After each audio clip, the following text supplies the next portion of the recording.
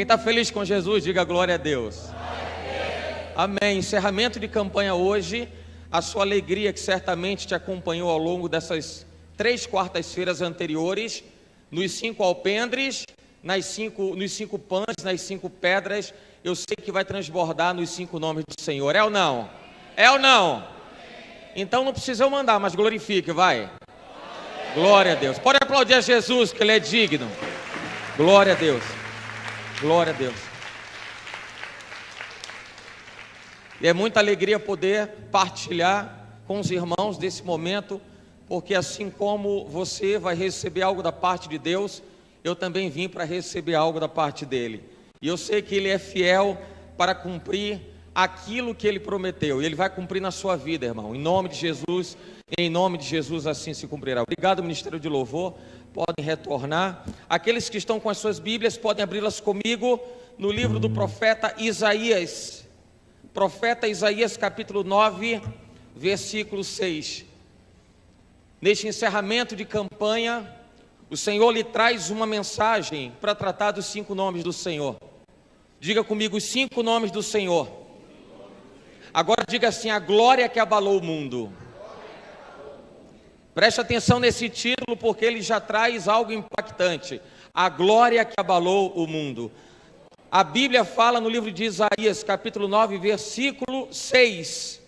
Porque um menino nos nasceu, um filho se nos deu, e o principado está sobre os seus ombros, e se chamará o seu nome Maravilhoso, Conselheiro, Deus Forte, Pai da Eternidade, Príncipe da Paz. Você pode repetir comigo: Maravilhoso, Conselheiro, Deus Forte, Pai da Eternidade, Príncipe da Paz. É bom falar esses nomes. Fala de novo: Maravilhoso, Conselheiro, Deus Forte, Pai da Eternidade e Príncipe da Paz. Deus querido, nós lemos, meu Senhor, a porção da Tua palavra escrita, meu Senhor, na direção do Teu Santo Espírito, o Ruach HaKodesh, o Espírito Santo de Deus, que o mundo não vê porque não o conhece, mas nós o conhecemos porque dele somos íntimos e sabemos que conosco aqui está, meu Pai, o Espírito Santo da aliança. Ó Deus, que nós te suplicamos agora no nome de Jesus,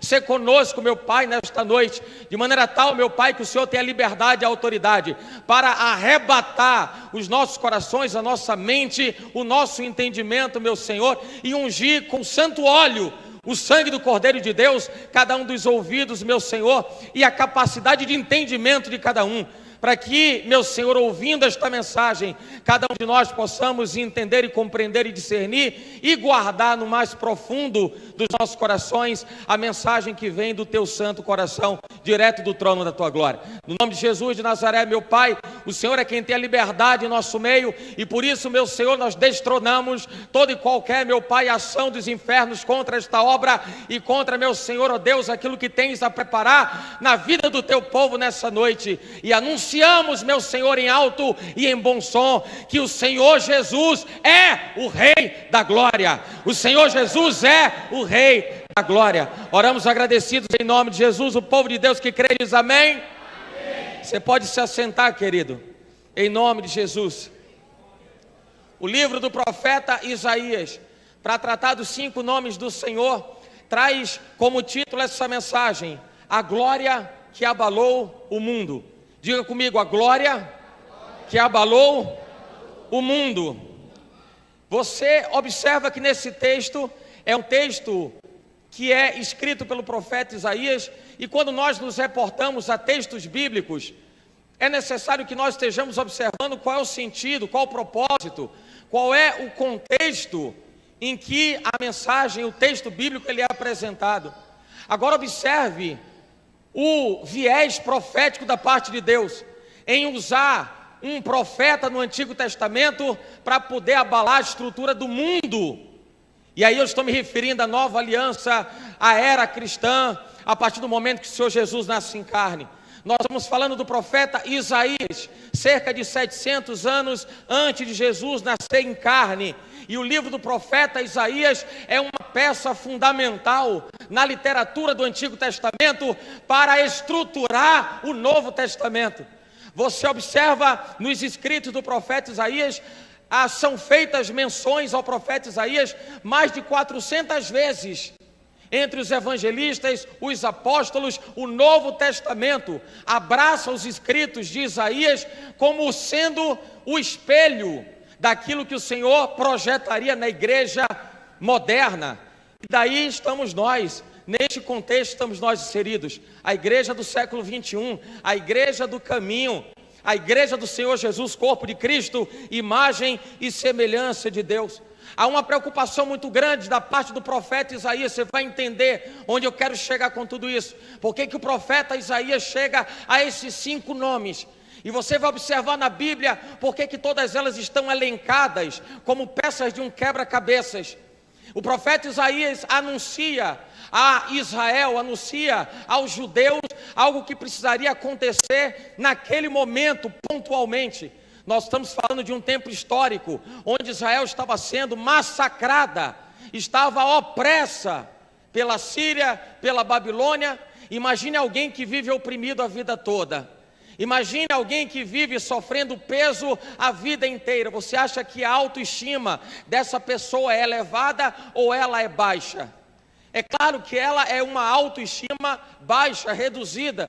E o profeta Isaías começa a incendiar o coração daquelas pessoas para mostrar para elas que o mais importante era manter uma vida de santidade diante de Deus. Os conchavos estavam acontecendo, as alianças para que se tirasse algum proveito estavam acontecendo.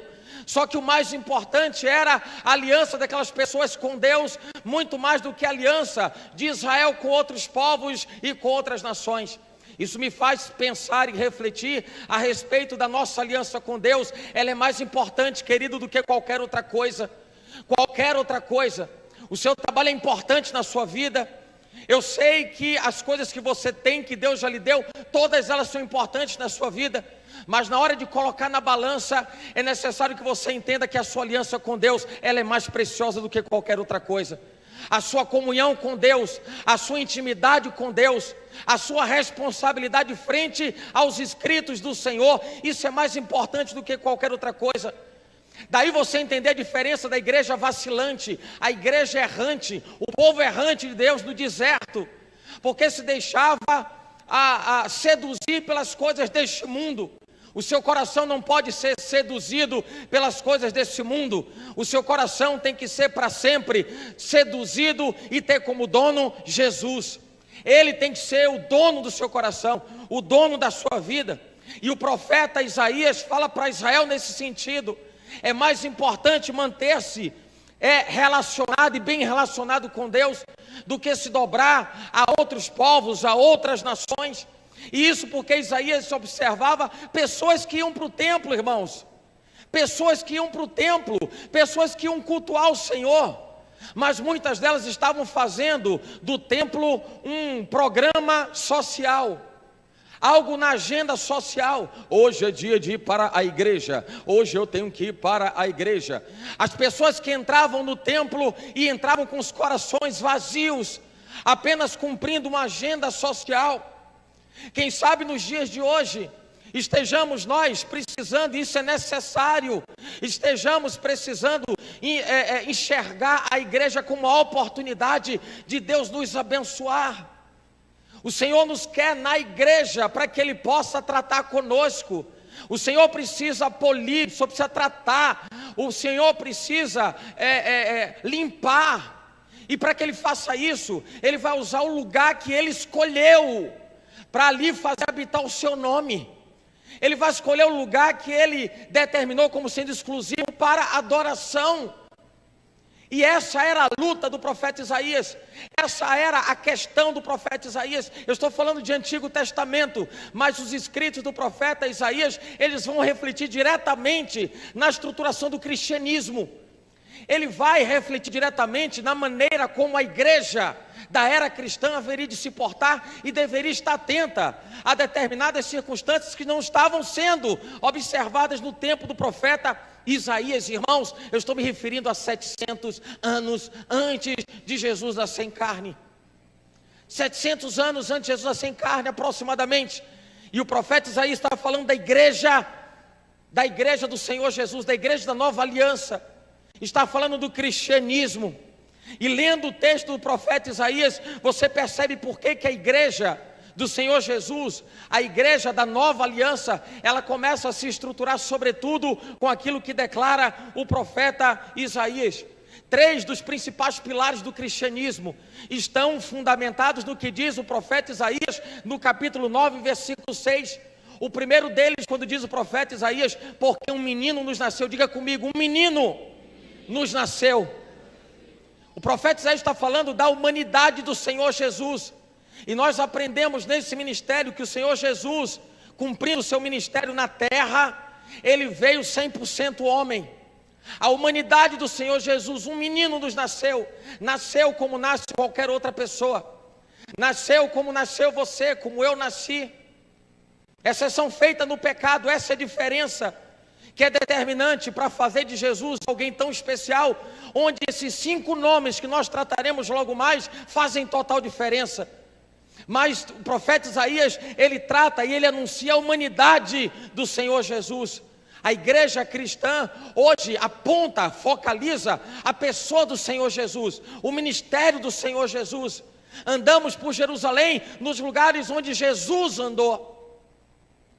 Nós testemunhamos com os nossos olhos lugares por onde ele passou, onde os grandes milagres, onde sinais, portentos, maravilhas anunciados nessa palavra aconteceram.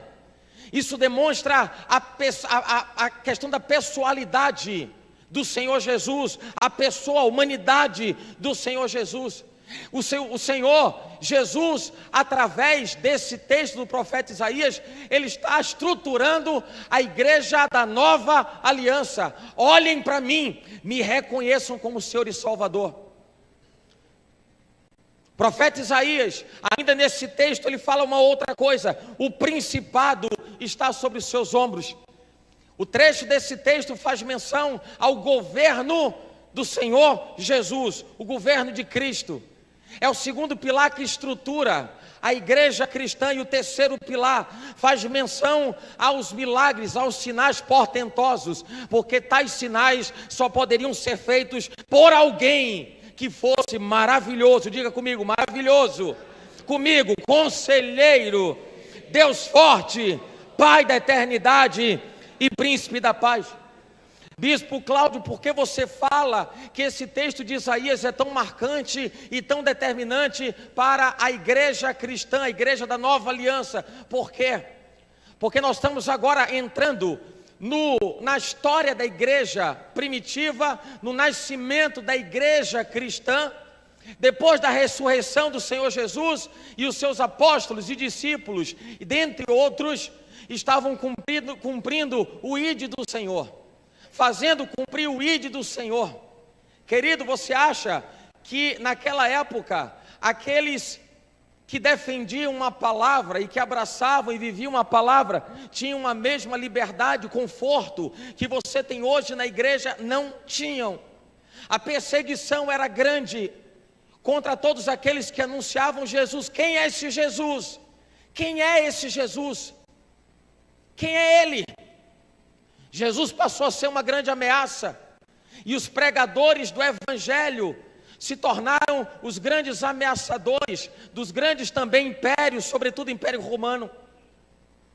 Você percebe naquele momento que a igreja estava vivendo a opressão, a perseguição, mas ainda assim, observando a perseguição e a opressão que a igreja ela sentia, e ela estava sendo acometida, muitos buscavam defender os princípios do evangelho, os princípios da palavra, mas não era uma luta fácil, irmão. Não era uma luta simples. Não era. Definitivamente não era. E naquela oportunidade, as pessoas que não defendiam a figura do Senhor Jesus como Messias, batiam de frente contra todos os princípios que determinavam que Jesus era o Messias de Deus, era o enviado de Deus, era o Filho de Deus. Você sabe disso lendo a Bíblia, o quanto isso foi uma afronta aos grandes doutores da lei. Como é que você, Jesus, abre a boca para dizer que você é o Filho de Deus, é enviado de Deus? Isso é blasfêmia. Imagina você, aqueles que continuaram a propagar, a anunciar o Evangelho, a declarar o Evangelho, todos sofrendo perseguições. E se dizia naquela oportunidade: esse Jesus não tem nada a ver com o Messias. Nós esperamos o Messias, mas não tem nada a ver com esse Jesus. Não tem nada a ver com ele. Ele não é o Messias de Deus, não é o enviado de Deus. Ele não tem nada a ver com Deus. E você pode achar que isso é muito simples. Não, isso não tem significado. É claro que tem significado. A igreja começava a viver em cima do muro. A pior coisa que pode acontecer com alguém que defende a sua fé e depois resolve mudar de opinião, começa a andar em cima do muro. Será que é ou será que não é? Será que eu tenho que aceitar que Jesus é o Filho de Deus, ou será que eu não vou aceitar porque estão perseguindo a igreja, estão dizendo que isso é loucura? A igreja sofrendo perseguições. Aqueles que foram testemunhas oculares da presença e do ministério de Jesus estavam ao longo do tempo morrendo. Mas aí aparece uma das cartas de João, e numa dessas cartas, João escreve algo que bate de frente, que vai de encontro à doutrina que se dizia que Jesus não tinha nada a ver com Deus. Que Jesus não tinha nada a ver com Deus. 1 de João, capítulo 4, versículo 3, João escreve: e todo espírito que não confessa que Jesus Cristo veio em carne, não é de Deus, mas este é o espírito do anticristo, do qual já ouvistes que há de vir, e eis que já está no mundo. É João quem, com esse texto, com essa fala, com essa escrita, bate de frente e continua defendendo o nome de Jesus. Esse é o nome que tem poder. Diga comigo: esse é o nome que tem poder. Aí você observa toda a luta da igreja do primeiro século. Aquilo que aconteceu através da vida do profeta Isaías, espelhando na nova aliança, a estrutura da igreja cristã. Aí você começa a perceber por que Jesus. Pergunta para mim, diga: por que Jesus? Diga de novo, não me convença, diga: por que Jesus? Aí você vai observar no livro dos profetas, você vai perceber que a primeira razão, por que tinha que ser Jesus? Por que Jesus? Porque os olhos da humanidade se voltam para Jesus, porque nós estamos nessa noite falando de Jesus, porque essa campanha deixou para o seu desfecho, o seu grande finale, falar dos 5 nomes do Senhor. Por quê? A primeira razão para isso é para que se cumprisse a profecia. O profeta Isaías, no capítulo 9, versículo 6, ele diz: porque um menino nos nasceu. Ele fala que haveria de se cumprir uma profecia, o nascimento físico do Messias vindo de uma mulher. Teria de se cumprir esse propósito profético, o nascimento do Messias vindo de uma mulher. Jesus não é um fantasma, Jesus não é ficção científica, Jesus é o cumprimento de uma profecia. Dentre elas, estamos pontuando o profeta Isaías 700 anos, diga 700 anos. Irmão, faz menção do que são 700 anos antes de Jesus nascer em carne. O que na teologia é chamado de teofania, a evidência, o sinal da pessoa do Senhor Jesus no Antigo Testamento. Ele ainda não havia nascido em carne, não era Jesus visto fisicamente, como pessoa, como homem, matéria, eu e você.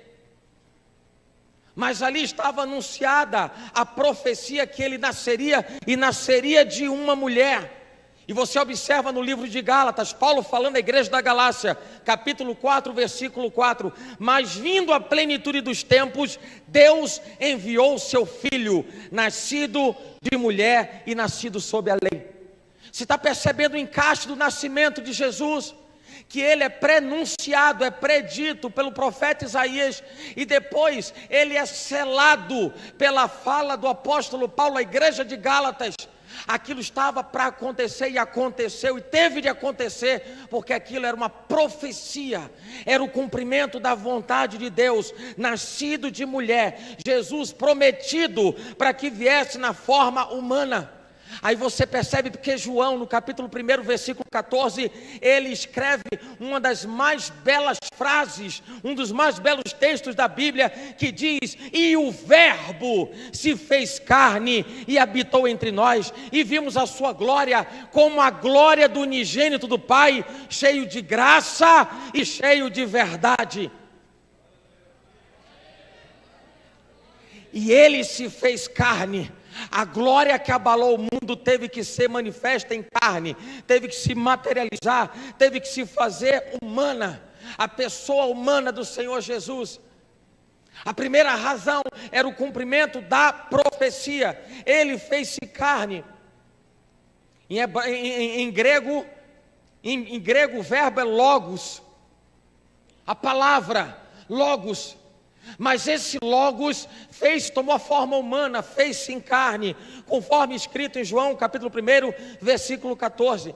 Mas há uma segunda razão importante, não somente para o cumprimento da profecia, mas há um outro viés importante, um outro significado muito importante. É que João, ele diz: Cristo veio. Diga comigo: Cristo veio.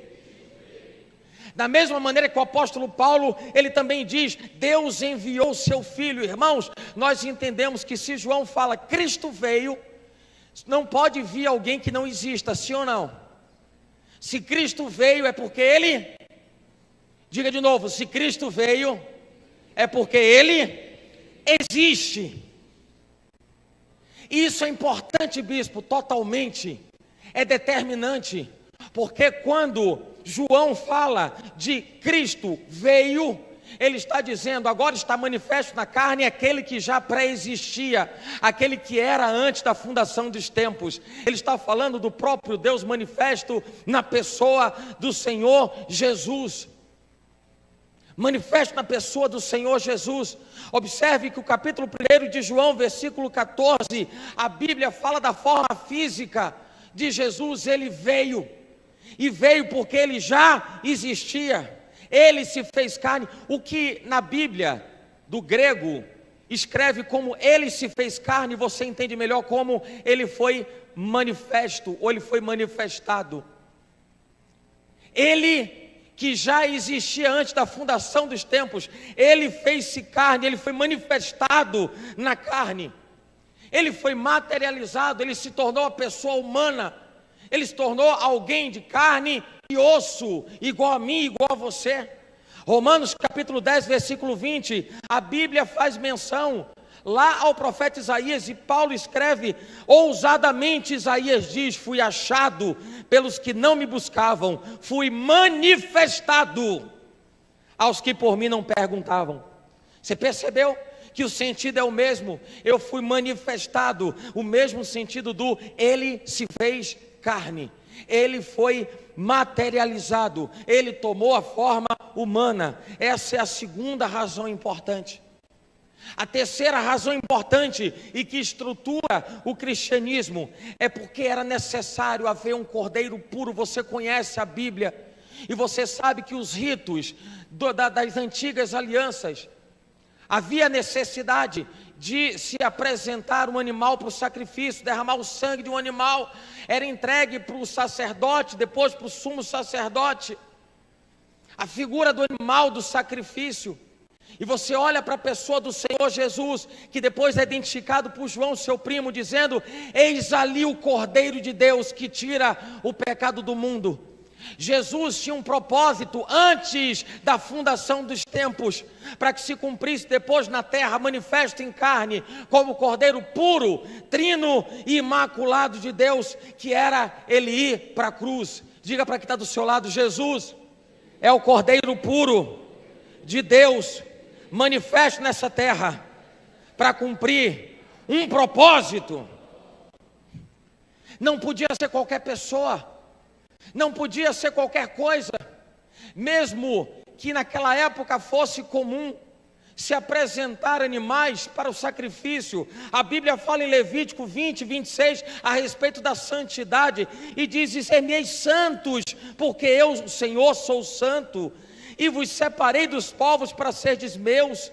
1 Pedro 1,16, Novo Testamento, porquanto está escrito, sede santos, porque eu sou santo.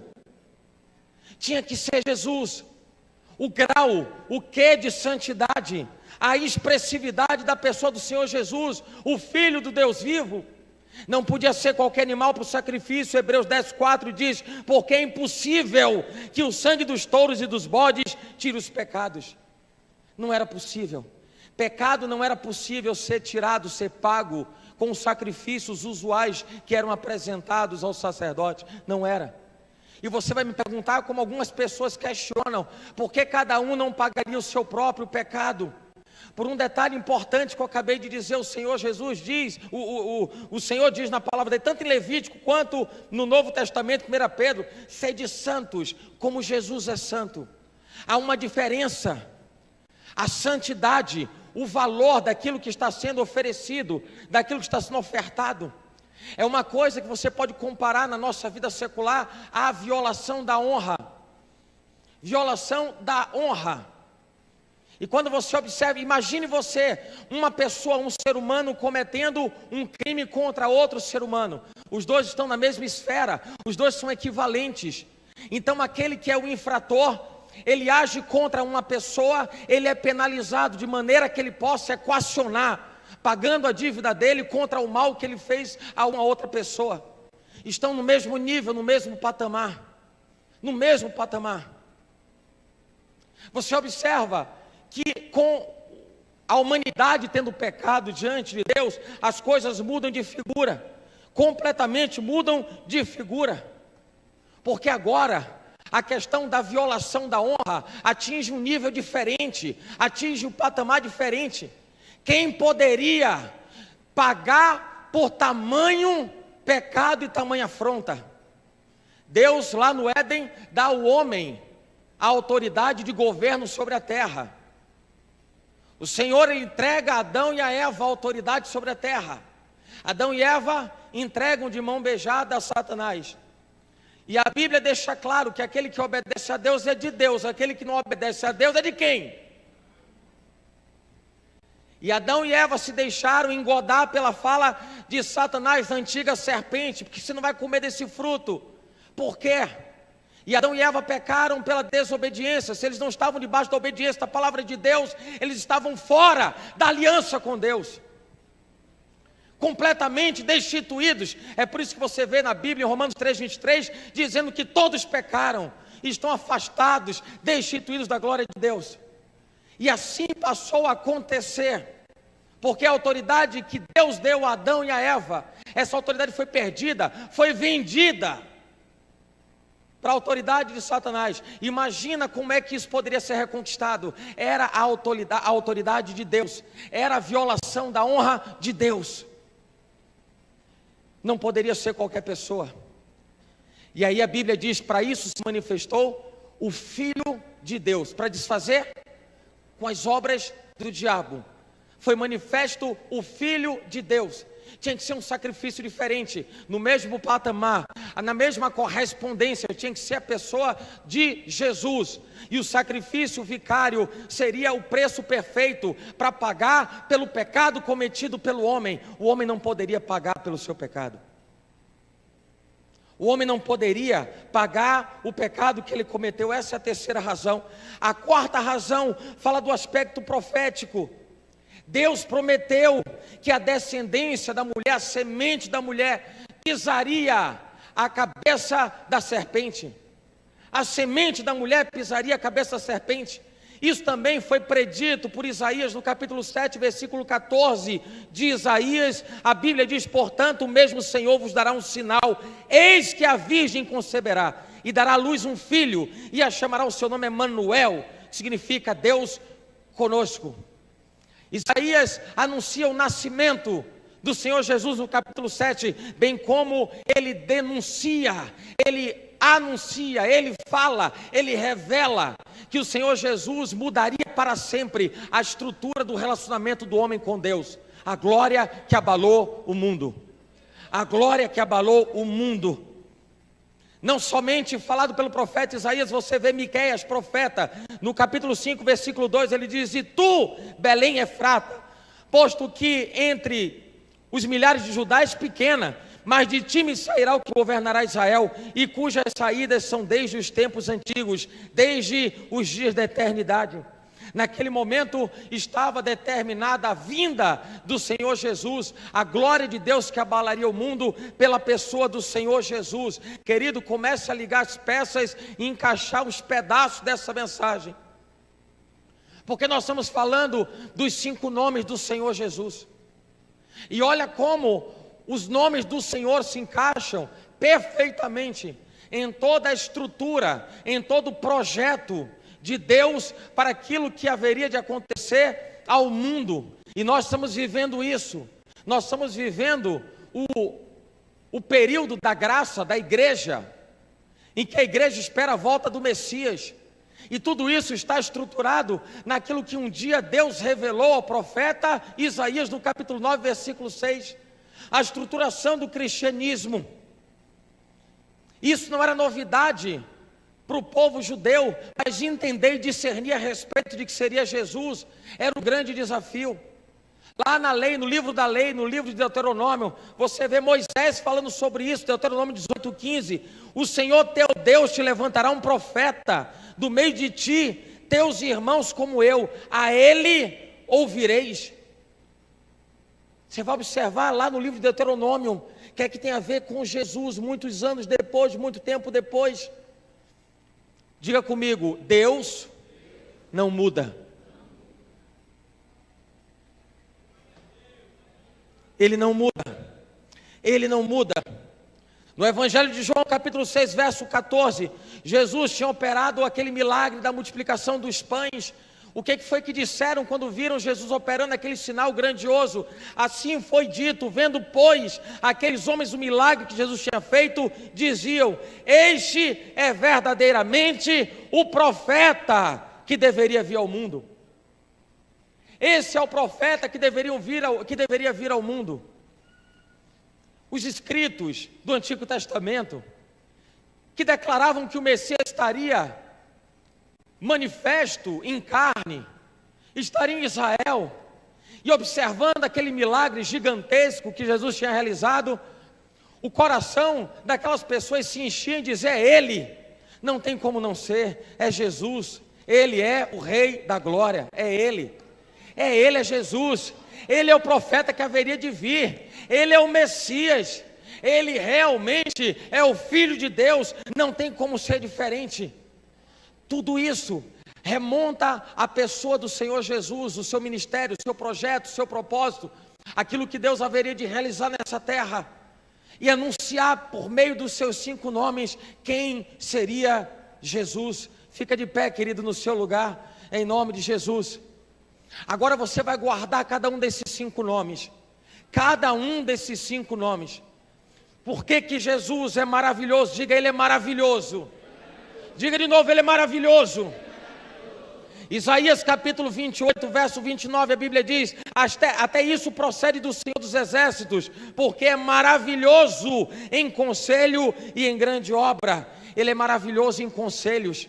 O Senhor, o Deus que você serve, Ele é maravilhoso em seus conselhos. Ele é maravilhoso no seu ensino. Salmo 119, 130. A exposição das tuas palavras dá luz e dá entendimento aos simples. Ele é maravilhoso pelas suas obras. O Salmo 139, verso 1, a Bíblia diz: eu te louvarei, porque de um modo terrível e tão maravilhoso eu fui formado. Maravilhosas são as tuas obras, e a minha alma o sabe muito bem. Por isso que Ele é maravilhoso. Diga comigo, Ele é maravilhoso. Fala com mais alegria e ênfase, diga: Ele é maravilhoso. O nosso Deus é maravilhoso, mas Ele também é conselheiro. Diga comigo, Ele é conselheiro. Sabe por que Ele é conselheiro? Porque em Provérbios 19, 21, a Bíblia diz: muitos propósitos há no coração do homem, mas o conselho do Senhor, esse permanece. Ele é conselheiro. No Salmo 33, verso 11, a Bíblia diz: o conselho do Senhor permanece para sempre, os intentos do seu coração de geração em geração. Esse é o Deus que é conselheiro, esse é o Senhor que é conselheiro. Os seus conselhos, eles se confirmam, porque a Bíblia diz em Isaías 46:10, que anuncia o fim desde o princípio e desde a antiguidade, as coisas que ainda não sucederam, que digo, o meu conselho será firme e farei toda a minha vontade. Ele é conselheiro, porque mesmo dos seus conselhos ele é grande. Diga, ele é grande em conselhos. Jeremias 32:19, grande em conselho e magnífico em obras. Os seus conselhos são verdade. Há verdade nos conselhos de Deus. E a Bíblia fala em Provérbios 8:14, meu é o conselho e a verdadeira sabedoria. Eu sou o entendimento, minha é a fortaleza. Os conselhos do Senhor, que não estão restritos e não estão canalizados para um ou outro, estão direcionados para a sua vida, porque a Bíblia deixa claro que os conselhos de Deus são para aqueles que pedem a Ele. Jó 12:13, com Ele está a sabedoria e a força, conselho e entendimento tem. Mateus 16:24, então disse Jesus aos seus discípulos, se alguém quiser vir após mim, renuncie-se a si mesmo, tome sobre si a sua cruz e me siga. O conselho que o Senhor Jesus deu como bom conselheiro é: venha atrás de mim, porque você vai ter uma vida diferente. Venha atrás de mim, que você vai ter uma vida abundante. Eu vim para que tenham vida e a tenham com abundância. Ele também é o Deus forte. Diga, Deus forte. Diga de novo, Deus forte. Porque a Bíblia diz que Ele é a rocha eterna.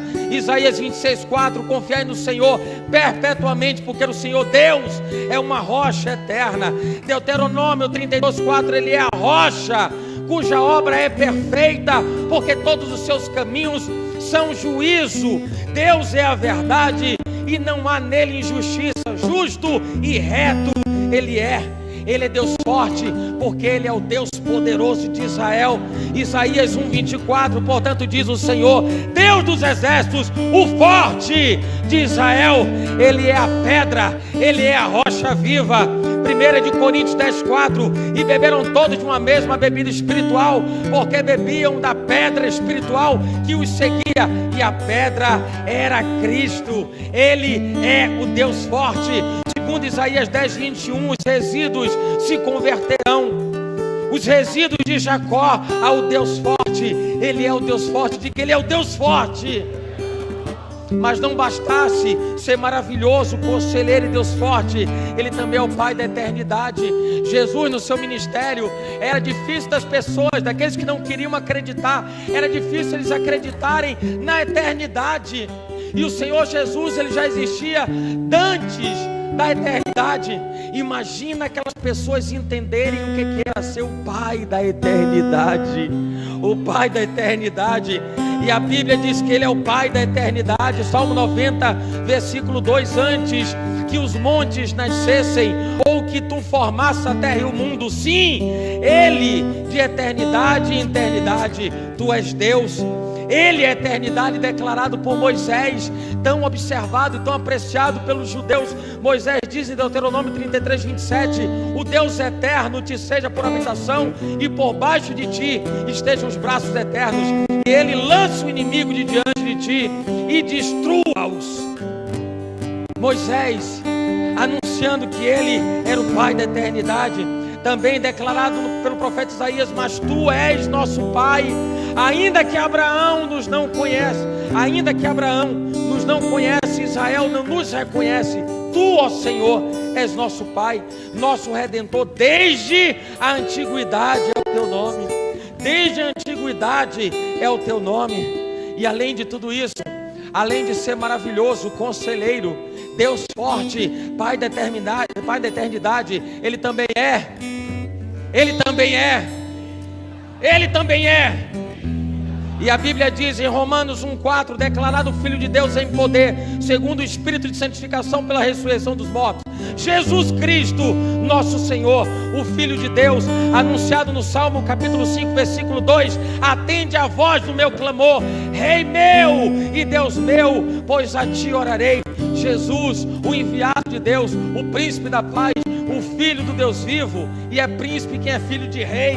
E as pessoas diziam, Deus é o meu rei. Tinham que olhar para Jesus e dizer: você, no seu ministério, na sua vinda, na sua ação, você é o príncipe da paz. Josué capítulo 5 verso 14 recebe Jesus como sendo o príncipe da paz e diz: não, mas venho agora como príncipe do exército do Senhor.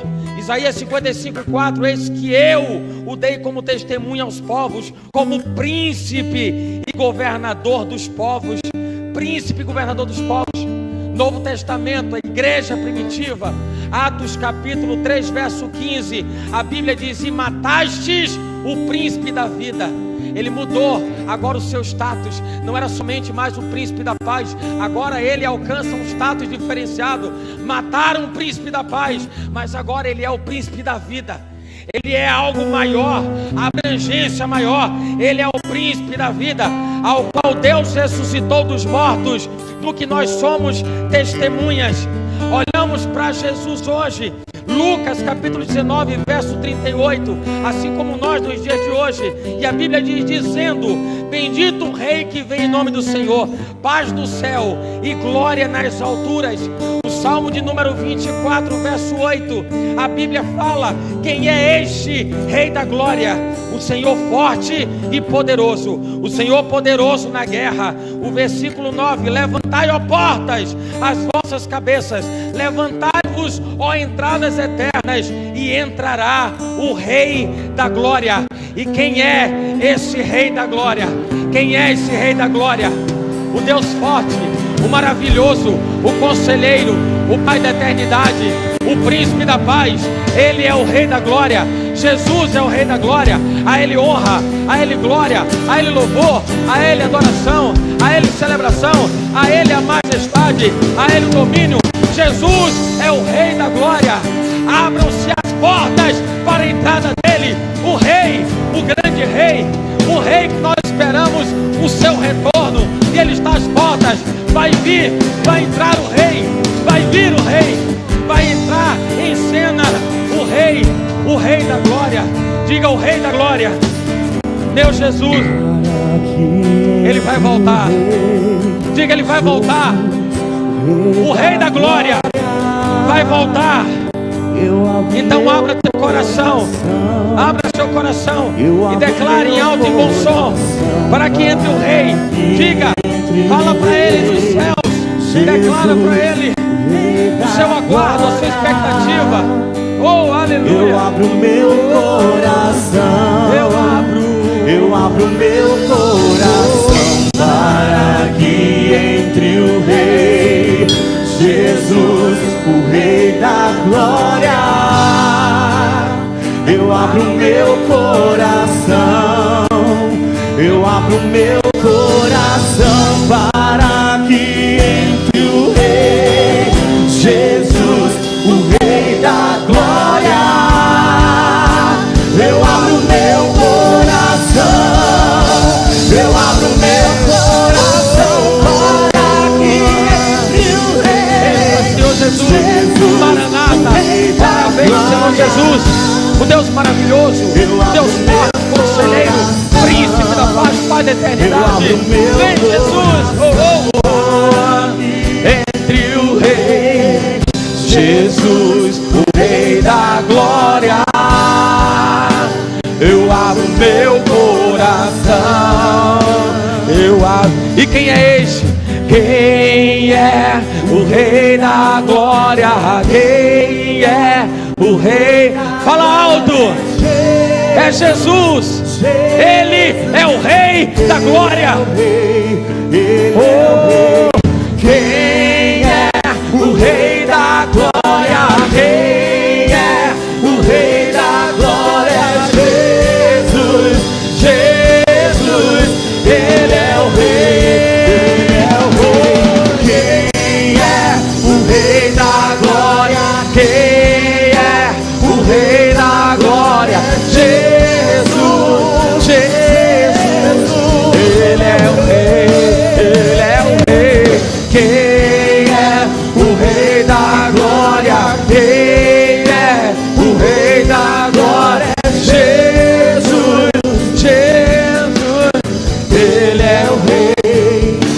Papai querido, estamos, meu Senhor, nessa noite, encerramento, meu Pai, desta campanha, celebrando ao Senhor pelos 5 pães, pelos 5 alpendres, meu Senhor. Primeiramente os 5 pães, as 5 pedras e os 5 nomes do Senhor. Ó Deus, segundo aquilo que o Senhor desejou em teu coração, cumprimos, meu Senhor, nesta etapa, neste ciclo, aquilo que fora determinado pelo Senhor. Agora, meu Deus, que nós cumprimos, meu Senhor, esta etapa em obediência ao Senhor e à tua palavra. Meu Senhor, tu sabes, conheces o coração do teu povo e sabe, meu Senhor, da necessidade de cada um, da demanda de cada um, meu Senhor. Ó Deus, nós te aguardamos, meu Senhor, ó Deus, com tamanha expectativa, ó Pai, com tamanha ansiedade. Maranata, a hora vem, Senhor Jesus. Oh Deus, mas nós, meu Senhor, estamos vivendo a fase de preparação. A tua igreja, meu Senhor, oh Deus, oh Pai, como a noiva sem mácula, a noiva adornada, a noiva perfeita.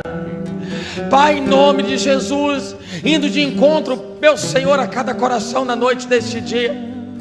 Oh Deus, exerce o teu senhorio e o governo que lhe damos, porque a autoridade é tua, o domínio é teu.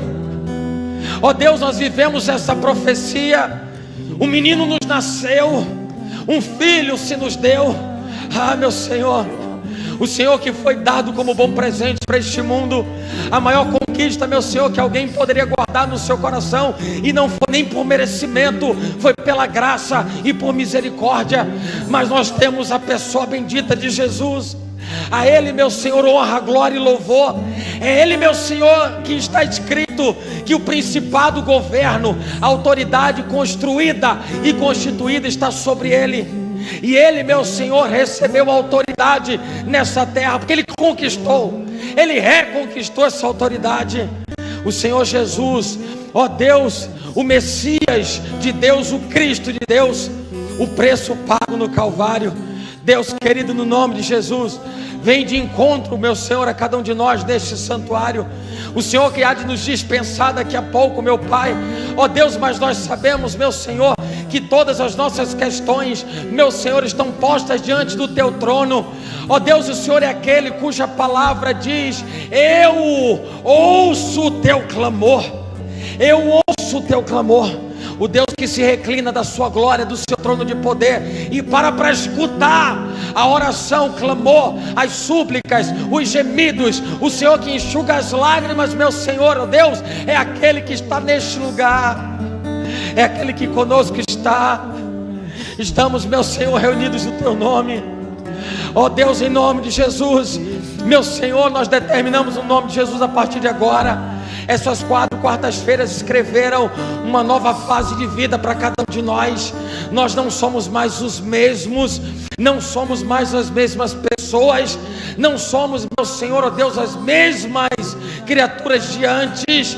Meu Senhor, nós somos agora transformados em cada uma dessas quartas-feiras. Meu Senhor, o Senhor mudou a nossa essência, o Senhor mudou a nossa vida, o Senhor reestruturou a nossa vida, enquanto, meu Pai, servos do Deus vivo.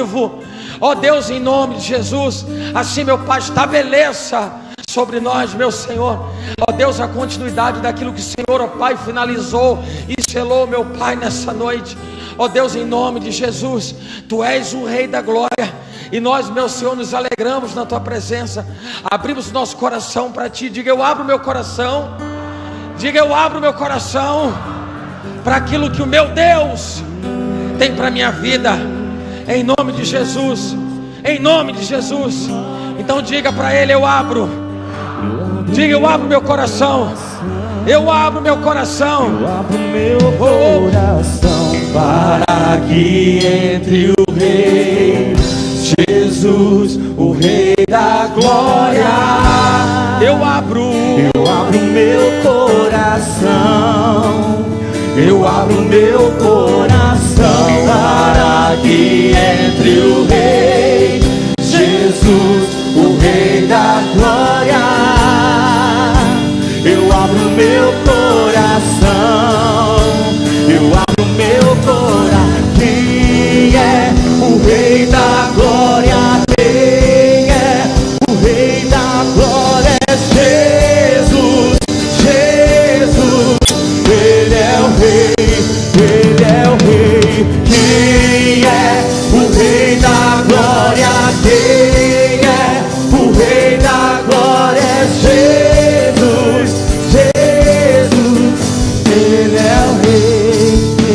falar para você que veio nesta noite participar desse banquete de Deus. Você que ainda não entregou sua vida para o Senhor Jesus e não disse para Ele: Senhor, eu quero um compromisso sério contigo. A Bíblia diz: aquele que me confessa diante dos homens, eu também o confessarei diante do meu Pai que está nos céus.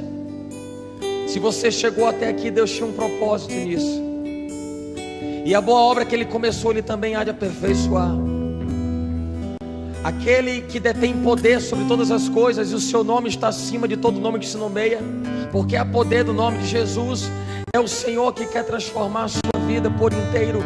A partir do momento que você disser: Senhor Jesus, eu lhe dou autoridade e legalidade para governar minha vida. Ele é o Senhor que sara, Ele é o Senhor que elimina a enfermidade, Ele é o Senhor que liberta, Ele é o Senhor que muda histórias de famílias, Ele é o Senhor que muda a história de qualquer pessoa, todo aquele que o confessa como Senhor e Salvador. E talvez você esteja imaginando: mas será que dessa forma como eu estou me sentindo, pelo que eu estou passando? Não importa. Vinde a mim todos vós que estáis cansados e sobrecarregados. O Senhor Jesus está lhe convidando para você entregar sua vida para Ele nessa noite. Jesus não traria você em vão para esse lugar. Ele quer que você entregue o seu coração a Ele. Talvez você esteja mergulhado nas aflições dessa vida, nas dificuldades impostas por esse mundo. Não importa o quadro em que você se encontra, Jesus é a resposta, é a saída, é a solução para todas as coisas. Enquanto você continuar questionando, achando que dá para resolver com as suas próprias forças, com o seu braço forte, as coisas não vão mudar, não mudarão, até que você tome uma decisão. E a sua decisão, quem sabe hoje, é só Jesus. Quem sabe hoje você começa a observar que não tem mais alternativa, só tem Jesus. Entrega a sua vida a Ele. Entrega a sua vida para Jesus. Se você quiser fazer isso nessa noite, você só precisa de uma decisão. Uma decisão.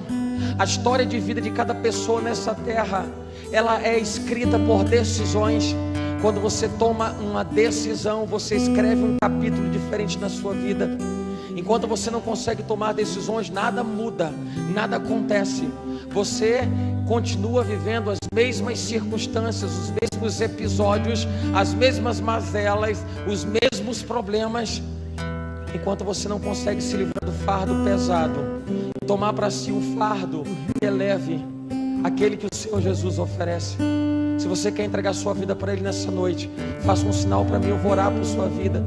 É simples, é só um sinal e dizer: eu quero. E toda a sua vida muda a partir de agora, a partir de uma decisão. Jesus te abençoe. Uma decisão muda a história de uma pessoa. Uma decisão muda a história de uma vida. E você pode fazer isso agora. Sinaliza com a tua mão. E se você sinalizar, eu vou saber que você quer entregar sua vida para Ele.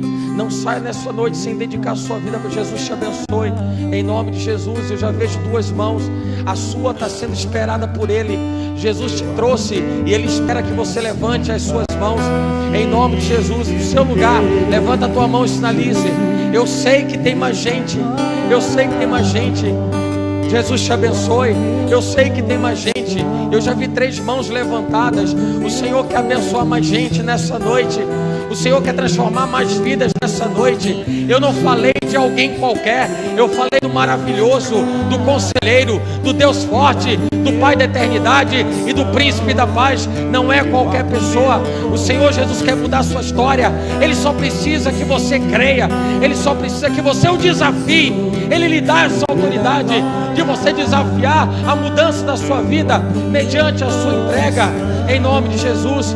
Vocês que levantaram as mãos, venham cá no altar, venham cá no altar, vocês que levantaram as mãos. 3 pessoas. Glória a Deus. Eu abro meu coração. Eu abro meu coração para que entre o Rei Jesus, o Rei da glória. Eu abro meu coração. Vem pra cá. Eu abro meu coração. Ainda há espaço para você. O Rei da Glória. Ainda há espaço para você. Cadê você? Vai resistir ao grande eu sou, ao Rei da Glória. Ele quer você. Ele quer você. Ele só quer que seu coração se abra para receber Ele. Ele é o Rei da Glória. Glória a Deus. Ramon, Fernando, Flávio, Ramon e Fernando. Glória a Deus. Eu vou dizer uma coisa para vocês. Vocês tomaram a decisão mais importante da vida de vocês. A mais importante decisão da vida de vocês. Nós vivemos num mundo secular tão materialista, tão ligado às coisas materiais, e as pessoas não conseguem enxergar aquilo que rege todas essas coisas. Uma vida de entrega, uma vida de dedicação, uma vida de comprometimento com Deus. A partir do momento que você se apropria disso, você se apropria das promessas. E Deus tem promessas para realizar na vida de vocês. Tudo muda a partir de agora.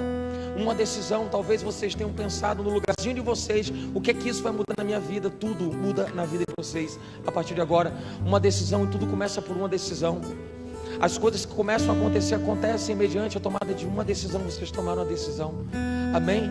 Vocês vão fechar os olhos em nome de Jesus. Vão repetir comigo essa oração. Amém? Feche os olhos, reclina a cabeça e repitam comigo essa oração dizendo: Senhor Jesus, eu venho a Ti agora, porque eu reconheço que sou falho, sou pecador e eu preciso do Teu amor.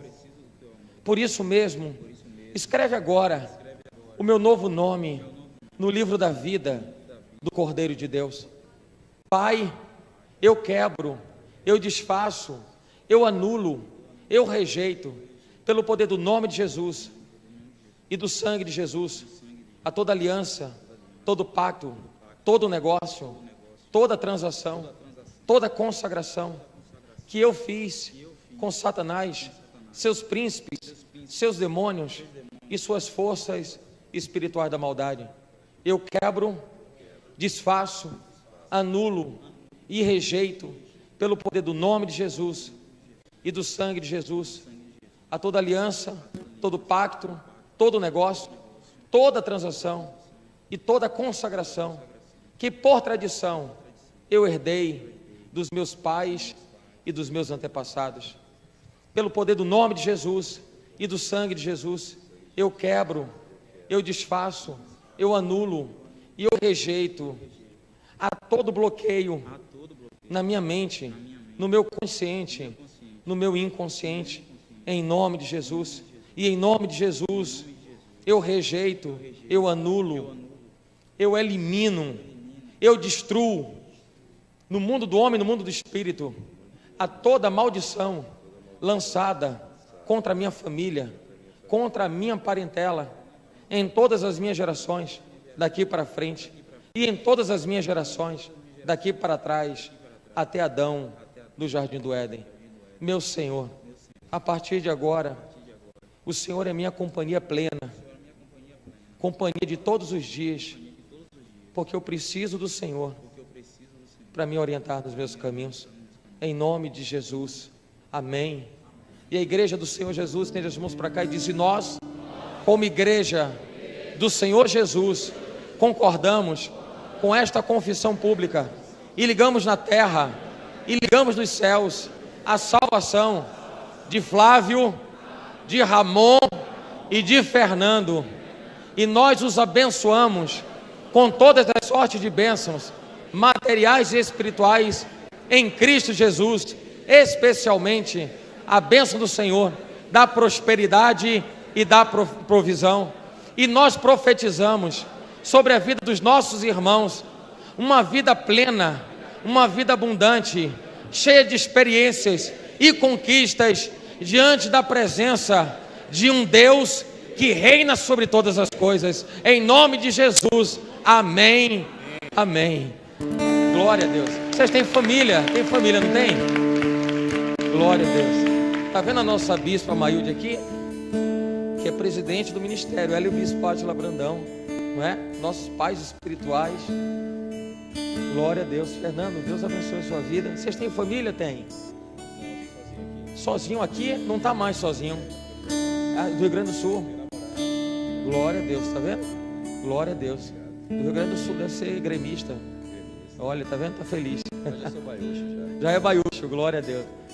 Glória a Deus, glória a Deus. Eu sei que vocês têm família, mas olha um pedacinho da família que Deus preparou para vocês três. Te agradeço por me libertar e salvar, A família de por ter morrido em meu lugar. Te agradeço, Jesus, te agradeço. Eu te agradeço, te agradeço.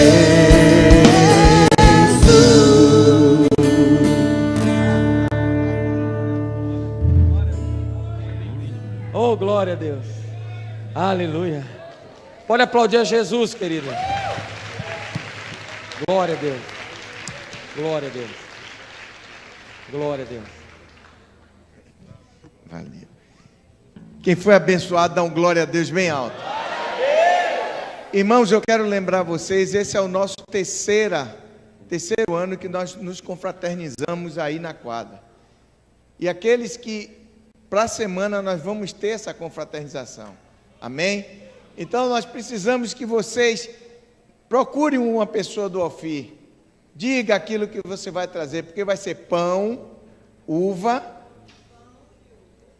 e pão. Vai ter pão de todo tipo. Então, para que não se traga só um tipo de pão, então você dá o nome, porque tem pão cacetinho, tem pão delícia, tem pão de milho, tem pão de todo jeito. Estenda a mão para cá, em nome de Jesus. A graça do nosso Senhor Jesus Cristo, o amor de Deus e a comunhão do Espírito Santo esteja sobre a vida de cada um de vós. E o povo de Deus que recebeu diz amém? Amém. Vamos dar nossas mãos e cantar o hino da nossa igreja.